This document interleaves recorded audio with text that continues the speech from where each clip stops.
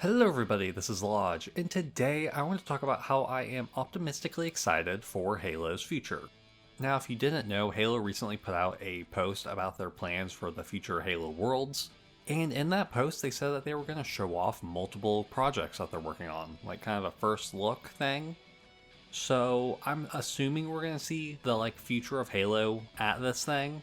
But you may ask why I'm only optimistically excited, even though we haven't gotten a new Halo thing in like 4 years. And it's because I just don't have a lot of hope for Halo Studios right now. And that's just mostly because we have to wait and see what they're doing, you know?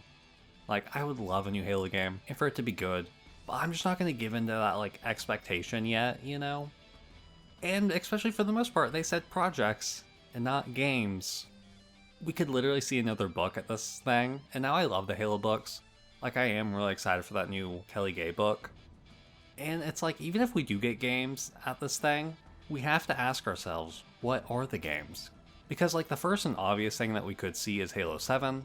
Now, I think everyone would like to see Halo 7, but I also wouldn't be surprised if that was years off, and if we see something like what we saw at E3 2018, where none of the stuff that we see is actually in the game. It's like concept art. So I would like to see more of a concrete thing, but they did say it's a first look, so maybe it will just be a quick teaser trailer of Halo 7, but I don't know. And the other thing that I think is a possibility of what we could see is the rumored Halo CE remake, and that could come out next year in 2026 since it would be Halo CE's 25th anniversary. Though I am a little worried about it, because one, I don't really want them to change too much about Halo CE. I think CE is a perfectly good game, but I do think that there are some gameplay stuff that they could adjust. I think they need to keep it no sprint, no extra abilities. I think you need to keep it basic to keep the same Halo CE spirit, but there are stuff you can adjust, like maybe what weapons you get. Maybe you can actually use an energy sword in this one. And also the story being changed, to me, is kind of an issue. I don't know how big of a change they would make it. I assume it's still going to start and end the same way, where they're running from Reach, find the Halo ring, do stuff they're going to do there, and then blow it up at the end. But I really don't want them to change too much about it.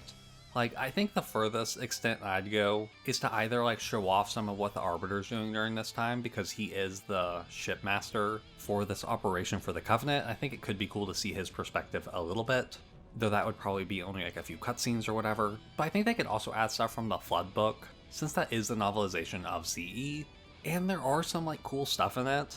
I think that's the furthest they need to go. I don't want to see this game being massively changed. Maybe show how Johnson survived or something. Maybe give the elites speaking voices instead of wart wart wart, but I also feel you have to keep wart wart wart, because that is so iconic, even though it's only really in this game. So I can't imagine that you just remove it, but who knows, maybe it's a skull. And I think the Halo CE remake also should have its multiplayer be similar to Halo CE's, kind of like how Halo 2 Anniversaries was, but updated a bit. Halo CE's multiplayer is kind of weird, especially with spawns and weapons and all that stuff. So I think you can really tinker with it, especially since Halo CE Anniversary just kind of had Reach as its multiplayer. And then the last thing, game-wise, I think we could see, and this, in my opinion, if we are seeing a game, and it is this next thing, I will be very disappointed. And it is the rumored Halo Master Chief Collection on Switch and PlayStation. I'd love to play the Master Chief Collection on the Switch. I think that'd be really cool, and then PlayStation would give it so many more players. But if we're expecting a full new game, especially for people who've played it on PC and Xbox, having the games just on another system isn't that exciting to me. I really don't know what else I could add to that. And I guess they could add Halo 5. Now, I've heard them say that they have no intention of doing Halo 5 or anything like that, so I really enjoy Halo 5's multiplayer, so I would like to see it get some more life, especially since this is its 10th anniversary. It coincides with Halo Worlds perfectly. I know people just hate the campaign, and rightfully so. But yeah, other than Halo Wars, I don't really see any other games being put here. But I think Halo Studios needs to do what Nintendo did with Metroid in their E3 2017, because in 2016 Nintendo released Metroid Prime Federation Force, and while that game wasn't a terrible game or anything, it was pretty fun if you had multiple friends to play it, people were really wanting another core Metroid experience, another Prime game. But we're getting this little spin-off with no real look at the future, so a lot of people kind of went into it not liking it. But in 2017, Nintendo did a very smart thing in my opinion, and that was announce both Metroid Samus Returns for the 3DS and Metroid Prime 4 for the Switch. Now I think Samus Returns is a fine game. It's my least favorite 2D Metroid game, but I think it's still a pretty good game. But the reason I say that it was smart for them to do this really big announcement of Metroid Prime 4 with Samus Returns is because Samus Returns, one, a remake of maybe not the most beloved Metroid game, but it's also on the 3DS when the Switch had been out for a few months at that point. So you would expect another Metroid game on the Switch.